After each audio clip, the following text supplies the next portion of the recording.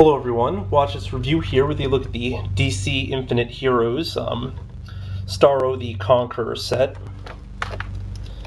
Now this is an exclusive. When it was originally released at some of the Comic Cons, it came with a pack of Starro spores which could be fit over the heads of your DC Universe Classics figures, which is kind of weird considering that, you know, for a box set like this they probably should have gone with spores to fit over the figures all this is in scale with, but you know, let's not quibble about that. Originally retailed for I think it was like 50 bucks. I did pick this up for I think it was like 35 shipped, so that was a definite plus. Now there's only one like really massive disadvantage to this box set here, and it's just the fact that you never want to open the thing. I mean, it's just such an awesome display piece on its own with all the figures assembled and stuff, and it even has sound effects in the display base here.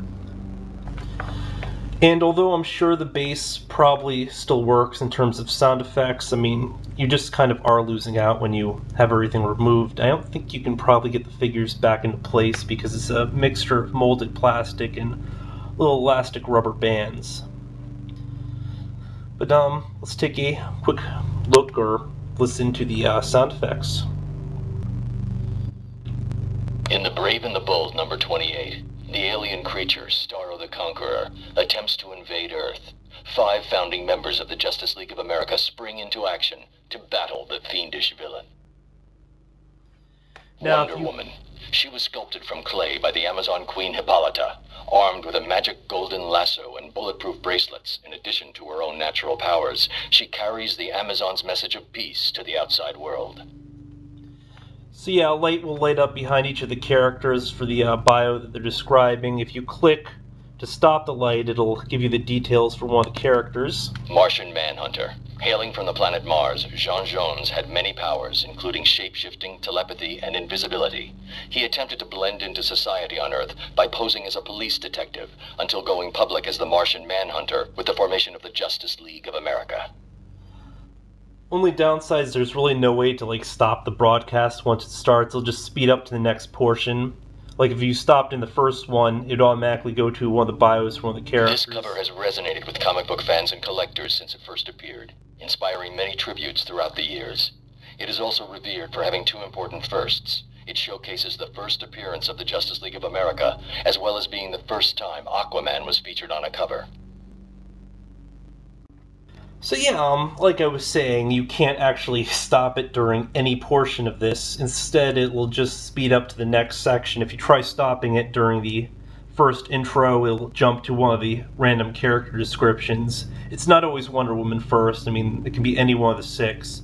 And then after that, it will rotate around the dial. If you try stopping it during the first character bio or any of them, they'll just go to the next one in rotation. You have to sit through the entire character description, I believe, and then after that, you know, it jumps to the end.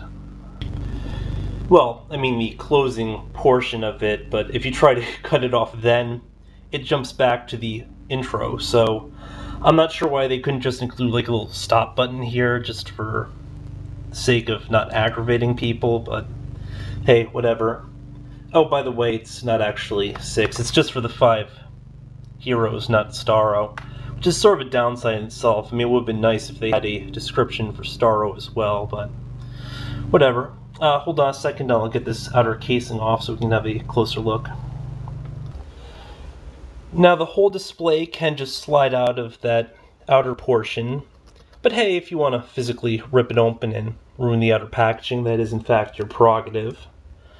It will just be a little bit wasteful though, considering it does kind of make for a good dust cover or whatever if you do decide to put the stuff back in.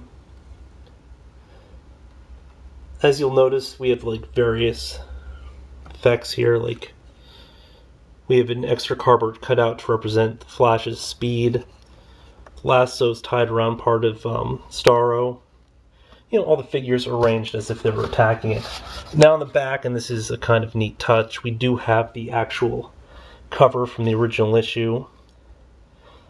The positions are kind of the same as that. I mean, obviously with the articulation, they couldn't quite get it to be the same.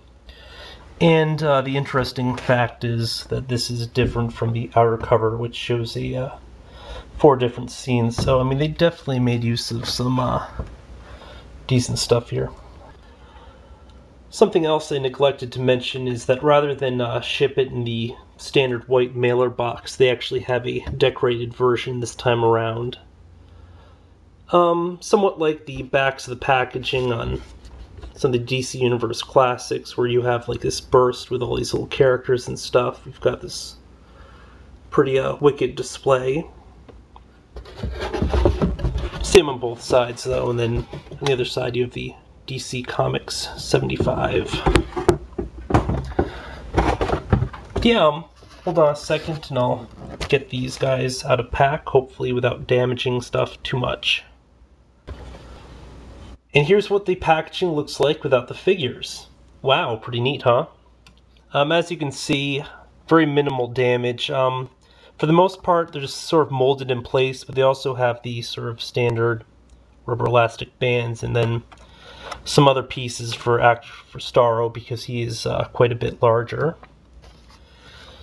Now, something you might not have been able to appreciate in pack is the fact that the lasso is actually bound around Wonder Woman's hand here. Might not be visible from all angles, but, you know, she's caught Starro. She just can't reel him in. Too big. Well, there's a whole lot to look at, and, you know, I could probably break this up into multiple reviews, but I'm not going to. Let's just look at the set as a whole, starting with Starro here. Starro is composed of a sort of bendable plastic or, I don't know, rubber or something, but he's got a kind of weird texture to him. Feels like, I don't know if you've ever bought, like, fake bait or something, for what you even call that, but it's got the same texture as, like, those worms. It's kind of a gross feeling. But as you can see, it is highly flexible. You'll also notice he's got little holes there, which I think they drill in just so, I don't know why they do that, but on the back side you'll notice that it's fully detailed. You have the little suckers and stuff, and then Starro's mouth. Which again, same soft rubbery plastic. Now, although some of the promo pics, they have it like molded so it fit around a guy's head, I honestly don't think it will fit all that well if you try to do it yourself. I don't know, but you can kind of get the same rough shape. I mean, I was just goofing around trying to get it around mine, but I must have too big of a head. But yeah, very, very neat figure. It's definitely got the whole Eldritch Abomination vibe going. Something you might see in Lovecraft or other space horror. I believe it's got like that, they sometimes have these things that look kind of like straws. I believe they have those inserted for stability because you can feel more resistance towards the core of the body, and it seems to go out a bit. I mean, all in all, you know, very flexible, very, I guess, somewhat posable figure.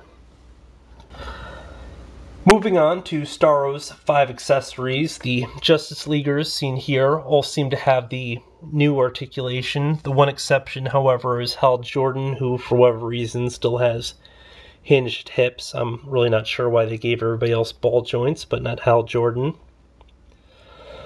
I'm not sure if these are new head sculpts or whatever, but I happen to really like the head sculpt for Hal Jordan here. It's got a real, I don't know, sort of a crisp look to it, where it's somewhere halfway between what you might see in the comics and what you would see on a cartoon. Just really, really neat. Unfortunately, my Hal Jordan has a little defect. It's a speck of black paint or whatever is on the abdomen. For whatever reason, I also can't seem to scrape it off. I don't know. In terms of articulation, we have a point of rotation here at the forearm, ball and socket at the elbow, ball jointed shoulder, head only rotates, waist rotation, hinged hips, and then ball and sockets at the knees and ball and sockets at the ankle. So, good range of motion.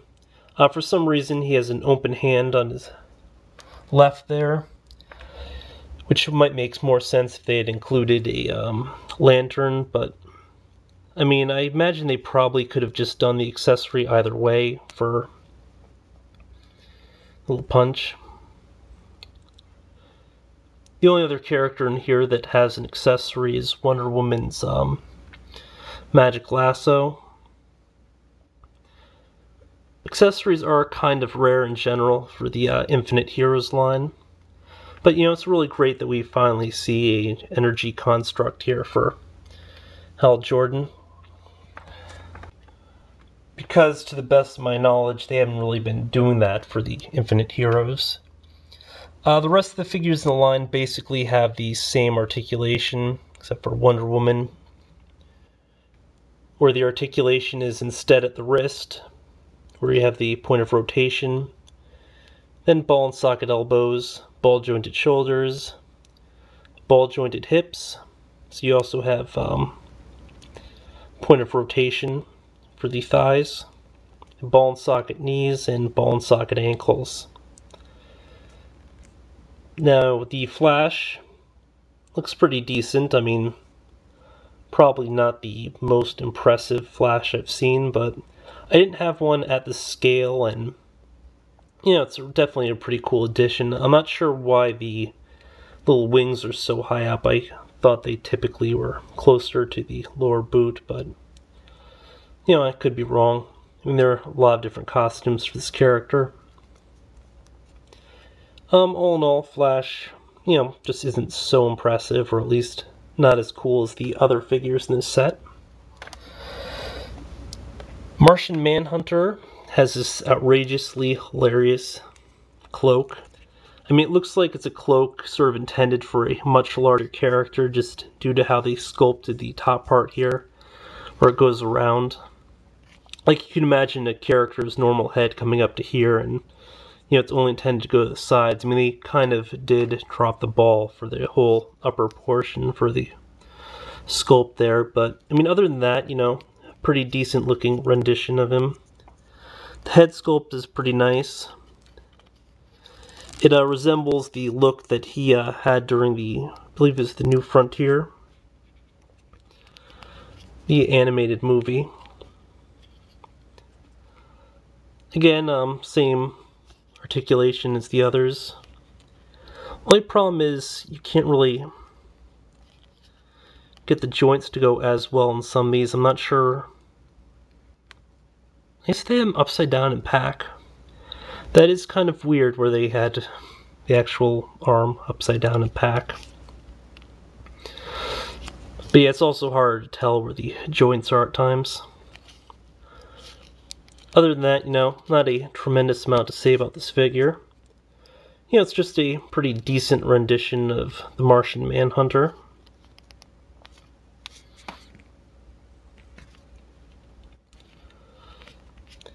One of my, favorite characters that I know nothing about.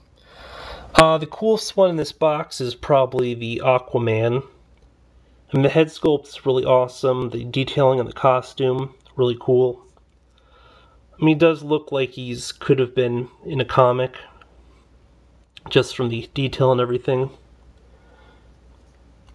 He also has the most unique parts, I believe, just because he has the sculpting on the gloves, and I guess technically, I don't know if those are boots or what, but on the lower calves he also has the little shark fins things there. Very neat figure. Definitely my favorite out of the box besides Starro. Finally, we have Wonder Woman. Last up, we have Wonder Woman. Now, whereas the other characters in this set kind of look like they're wearing, I guess, sort of contemporary costumes, Wonder Woman's look is, I guess you'd call it a bit outdated. You'll notice that she's wearing something that resembles hot pants, then she's got like these sort of ridiculous looking high heels on as opposed to the boots and modern look where you'll either see her in this sort of Speedo look or some sort of a skirt. You'll also notice that the tiara is going around the outside of her hair, whereas typically it's on the inside now. As for the figure, it's got the older female arms where we don't have any elbow articulation. Oddly enough, mine has some apparent random defects, like I guess it looks like there's a piece of glue, or maybe they didn't cut the plastic quite clean on the leg here. Also have a speck of paint on the inner thigh. In terms of articulation for this one, as opposed to having the waist joint, the female figures typically have this upper torso joint. I guess it's sort of the same basic range of motion. And then she lacks ankle articulation, which is a bit of a downer. Other than that, pretty standard stuff. Although this figure has its problems, it's a pretty decent looking one.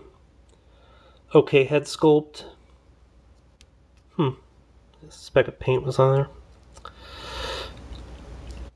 Not sure where it scraped off from either. Now, I'm just leaving the lasso tied on here because I imagine it'd be too much of a hassle to get it back on again. It looks like it's physically bound around the wrist here.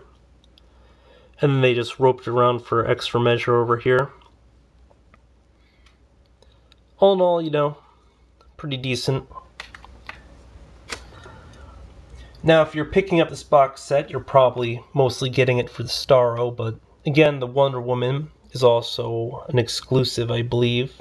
I don't think we've had this figure previously available like this. Correct me if I'm wrong, I could be. And then, of course, it's just nice to get these other characters if you hadn't picked them up already, like I haven't.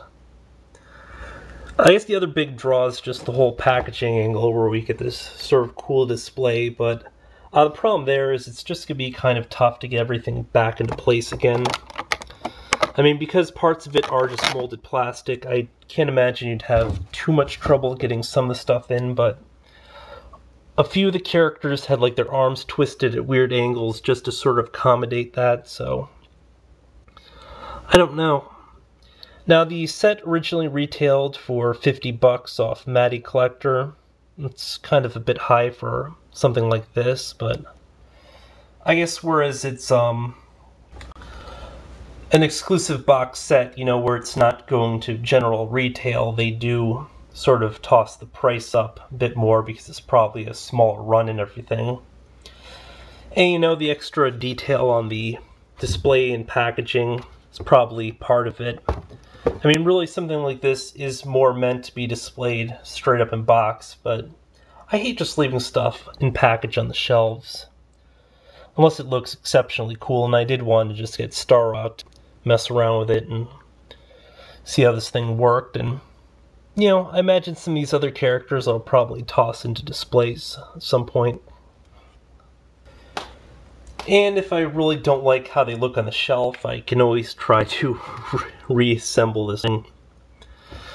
Just not sure how much luck I'll have in that. So yeah, this has been a look at the Starro the Conqueror box set. Pretty decent collection if you can pick it up a bit cheaper. I mean, for $50, I mean, definitely at lower prices it might warrant a pickup. So yeah, until next time, folks.